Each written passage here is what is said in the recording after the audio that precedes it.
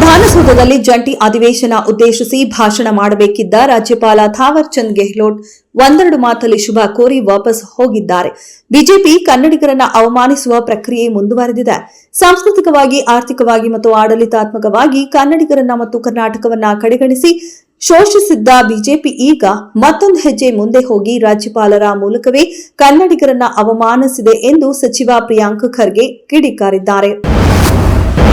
ರಾಜ್ಯಪಾಲರು ಸ್ವೇಚ್ಛಾಚಾರವಾಗಿ ನಡೆದುಕೊಳ್ಳುವಂತಿಲ್ಲ ಎಂದು supreme court ಹೇಳಿದೆ. ಆದರೆ ರಾಜ್ಯಪಾಲರ ವಿರುದ್ಧ ಪ್ರತಿಭಟನೆ ಮಾಡಿದ ಸಂದರ್ಭದಲ್ಲಿ ಹಿಂದಿನಿಂದ ಬಂದು ನನ್ನ ಬಟ್ಟೆ ಹರಿದಿದ್ದಾರೆ ಬಿಜೆಪಿಗರು.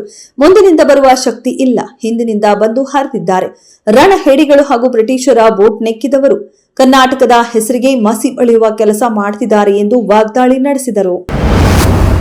ಚುನಾವಣಾ ಆಯೋಗವು ಗುರುವಾರ ನಟ ದಳಪತಿ ವಿಜಯ್ ಅವರ ತಮಿಳಿಗ ವೆಟ್ರಿ ಕಳಗಂ ವಿಶಲ್ ಚಿಹ್ನೆಯನ್ನ ನೀಡಿದೆ. ತಮಿಳುನಾಡಿನಲ್ಲಿ ಮುಂಬರುವ ವಿಧಾನಸಭಾ ಚುನಾವಣೆಗೆ ಚಿಹ್ನೆಯಾಗಿ ಇದನ್ನ ನೀಡಲಾಗಿದೆ. ಸಾಮಾಜಿಕ ನ್ಯಾಯ ಮತ್ತು ಪಾರದರ್ಶಕತೆಯನ್ನ ಆಧರಿಸಿದ ಪ್ರಣಾಳಿಕೆಯನ್ನ ರೂಪಿಸಲು ಟಿವಿಕೆ ಮಂಗಳವಾರ ಚೆನ್ನೈನಲ್ಲಿ ತನ್ನ ಮೊದಲ ಚುನಾವಣಾ ಪ್ರಚಾರ ಸಮಿತಿ ಸಭೆಯನ್ನ ಕರೆದ ಕೇವಲ 2 ದಿನಗಳ ನಂತರ ಈ ಬೆಳವಣಿಗೆ ಸಂಭವಿಸಿದೆ.